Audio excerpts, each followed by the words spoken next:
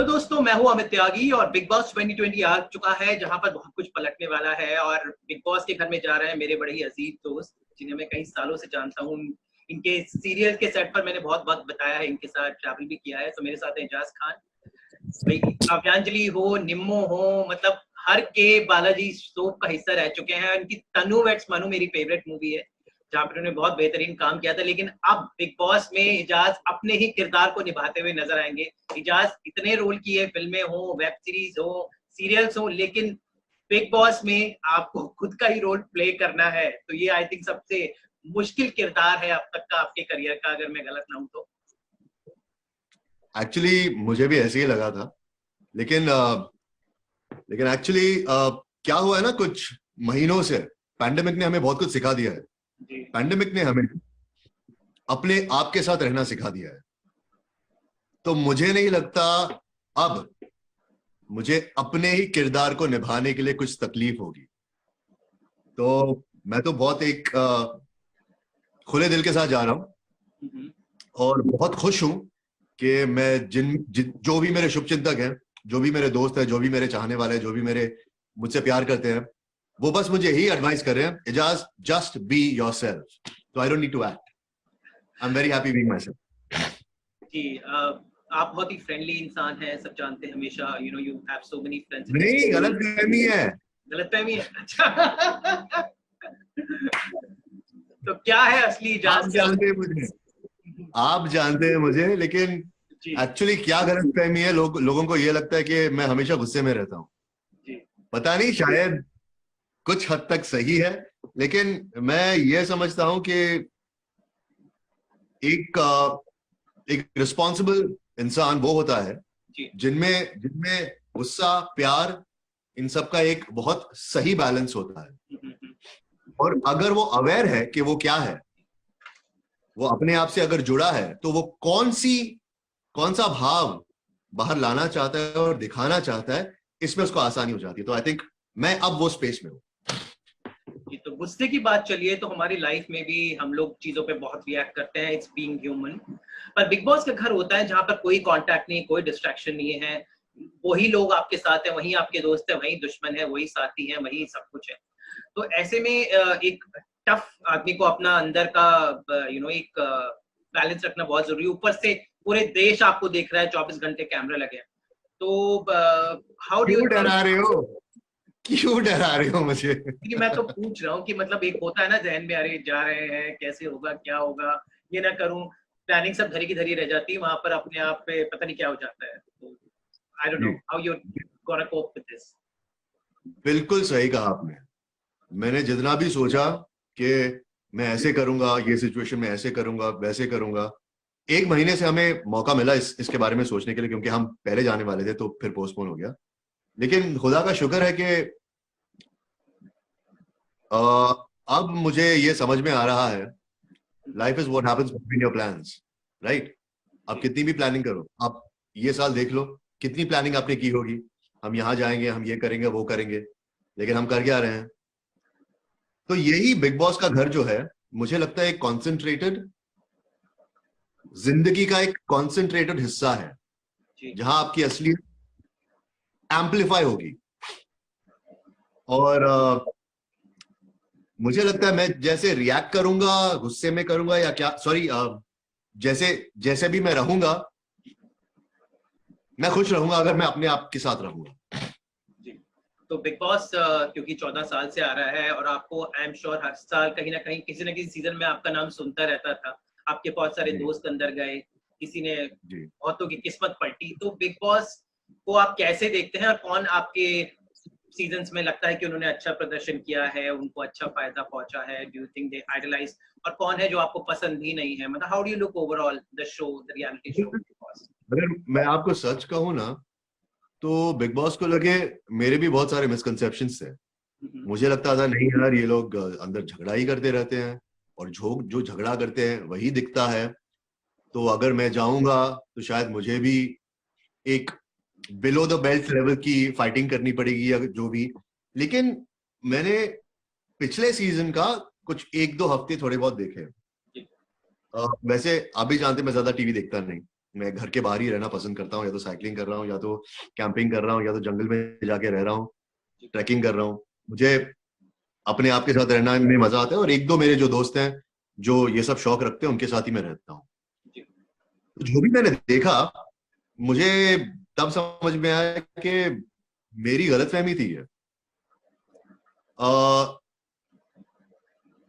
जो भी अंदर होगा, मैं बार बार तो यही कहूंगा, और अपने आप को देखिए, एक्चुअली मैं अभी बहुत नर्वस हूँ, क्योंकि मुझे पता है कल मुझे जाना है। मुझे समझ में नहीं आ रहा कि मैं कौन से माइंड स्पेस पे हूँ, मैं क्या करने वाला हूँ, अंदर क्या होने वाला है। जैसे मैं आपको बता भी रहा हूँ ना कि मेरी ये सोच है, मैं ऐसे मानता हूं कि मैं ऐसे बिहेव करूंगा, ऐसे नहीं करूंगा। मैं अपने आप को चेक किए जा रहा हूँ, एजाज तू ये बोल तो रहा है, लेकिन ये कर पाएगा क्या? तो जो भी हमारी प्लानिंग होती है अंदर तो खत्म ही हो जाती है, कॉन्सेंट्रेटेड लाइफ स्पेस है। तो मैं बस यही चाहूंगा, और ये अपने आप में एक मेरी खुशकिस्मती है कि मेरी असलियत को मैं दर्शा पाऊंगा, और वो भी इतने बड़े प्लेटफॉर्म पे। In fact last season I think सारे रिकॉर्ड्स तोड़ दिए। और अगर लास्ट सीजन की मैं अगर बात करूं, तो शुक्ला साहब के साथ मैं थोड़ा बहुत ये करता हूँ, रिलेट करता हूँ, नो नॉनसेंस है, और एक मैच्योर लेवल से उन्होंने प्ले किया। और Asim was a fighter. I think अगर उसने झगड़े मैन्युफैक्चर भी किए, वो पीछे हटा नहीं। तो आई थिंक उन दोनों के साथ मैं जुड़ा था पिछले सीजन में। और बाकी तो शहनाज तो बहुत ही क्यूट है।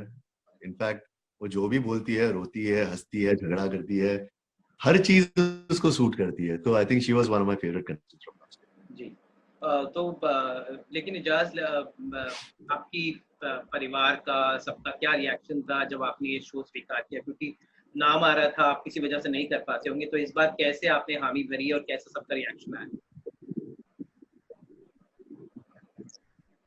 सबसे पहले तो सबने कहा, भाई तू जा रहा है, सोच समझ के जा, जब ये भूख लगती है तो पागल हो जाता है, तो कुछ भी बोलता है, वो कंट्रोल करना। तो मैंने भी सोचा यार, हाँ ऐसे होता तो है, लेकिन हमारा हमारा सबसे बड़ा प्रोग्रेस जो जिंदगी में होता है, वो अपने कंफर्ट जोन के बाहर ही होता है। तो ये तो मैं एक चैलेंज के तौर पे नहीं, लेकिन अपने एक लाइफ के माइलस्टोन के तौर पे इसे अपना रहा हूं, कि देखते हैं क्या क्या चैलेंजेस आते हैं, क्या क्या मुझे फेस करना पड़ता है, और मैं कैसे उसे ओवरकम कर पाता हूं या नहीं कर पाता। देखिए, जो भी होगा ना, मैं ये जानता हूं कि जिस तरह के मैं इंसान हूं, ओपिनियन है, और मैं चुप नहीं बैठता, स्पीक माई माइंड आउट। तो मुझे भी, मैं जैसा हूं वैसे मुझे पसंद है, और लोगों को भी पसंद आएगा। रही बात मेरे फैमिली की, हाँ पहले वो थोड़ा डर रहे थे, लेकिन अभी पिछले 2-3 हफ्ते से जब थोड़ी बहुत मुझसे बात हो रही है, तो वो खुश है। वो ये जान के खुश है कि मैं अगर अंदर जाऊंगा तो मैं अपने आप को खो नहीं दूंगा, मैं अपने आप के साथ जुड़ा रहूंगा। बस पहले से मैं बोल रहा हूं, मेरी कोशिश तो वही रहेगी कि मैं अपनी असलियत जो है, जो असल में एजाज खान है, जो जो बहुत लोग नहीं जानते, मैं उसे ही दर्शा पाऊं, उसे ही दिखा पाऊं। और बाकी तो ऊपर वाले के हाथ में और ऑडियंस के हाथ में है। वो प्यार करेंगे तो मेरी खुशकिस्मती, बाकी तो देखा जाएगा। एक और आपके फैंस को हमेशा आपकी बड़ी चिंता रहती है, तो चाहते हैं कि अब आप सेटल डाउन हो जाए, तो ये अच्छा मौका मिल रहा है एक तरह से वहाँ पे कई सारी आपको एलिजिबल लड़कियां मिलेंगी, तो क्या दिल लगाने का मतलब क्या हम आप सिंगल जा रहे हैं, डबल बनकर आ सकते हैं? मतलब you never know, love actually happens. तो उम्मीद है कि इस बार आपको शायद जीवन साथी मिल जाए। यार, मैं ना हाँ कहना चाहता हूँ, ना कहना चाहता हूँ। मैं जो माइंडसेट के साथ जा रहा हूँ, मैं किसी को ढूंढने नहीं, लेकिन ये भी मेरा माइंडसेट है कि अगर कोई खूबसूरत इंसान जिसकी जिंदगी मेरे जिंदगी के साथ अलाइंड हो, जो हम एक दूसरे को समझ पाए और समझें, और एक दूसरे को कंप्लीट ना करें, एक दूसरे के साथ साथ जिंदगी का मजा उठा पाए, तो अगर ऐसा इंसान अगर मेरी जिंदगी में आता है, तो मैं ना नहीं कहूंगा।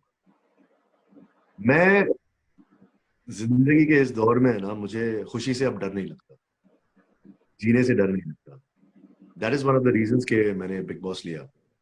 मैं वहां जाना चाहता हूँ, अपने आप को देखना चाहता हूँ, ये देखना चाहता हूँ कि मैं कैसे रिएक्ट करूंगा चीजों में। जैसे आपने कहा, हो सकता है, पता नहीं, अगर होगा तो बहुत अच्छी बात है, अगर नहीं भी होगा तो नो रिग्रेट्स।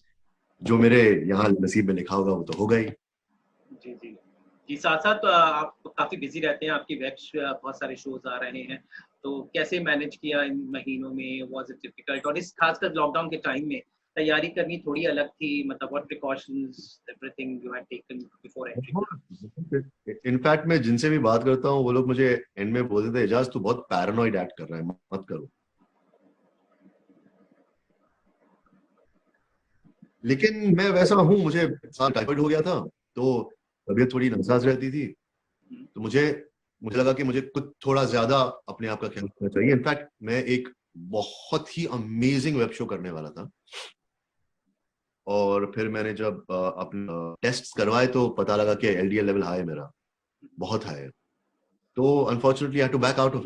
बाकी तो एक दो वेब शोज हैं जो मुझे करने हैं, और उन्होंने बहुत बहुत they have gone out of their way and they have allowed me a specific period of time for this Big Boss के मैं इस सीजन में आऊं और जीतने की कोशिश करूं, और फिर मैं उनके साथ जाके वापस उस शो को कंप्लीट करूं। जैसा हमें उम्मीद है कि आप बहुत अच्छा खेल खेलेंगे, आप पर हमें भरोसा है। हमारी बधाइयाँ, मेरी और मेरी पूरी टीम की बधाइयाँ आपके साथ है, हमेशा आप इतने सालों से जुड़े हुए हैं। So all the best and you rock. Thank you जैस। जो भी होगा उसके हाथ में, बाकी सब मैं मेहनत करने से पीछे नहीं हटूंगा। बस यही कर सकते हैं ना। बहुत बहुत शुक्रिया।